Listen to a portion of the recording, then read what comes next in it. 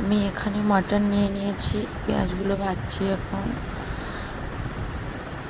তারপর এখানে মশলা কষা হচ্ছে, মশলা দিয়ে দিচ্ছি। এখানে মাংসতে লবণ পরিমাণ মতো দিয়ে দিলাম, নাড়াচাড়া করে ঢাকা দিয়ে দেব।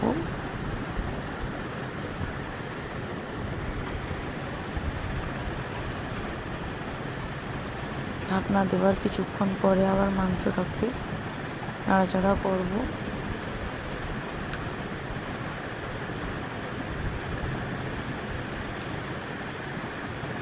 মাংসটা শুকনো করে কষানো হয়ে গেলে তারপরে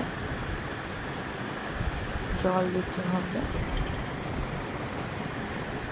এই শাকগুলো কার পছন্দ আমাকে অবশ্যই জানিও, আমার খুবই পছন্দের শাক।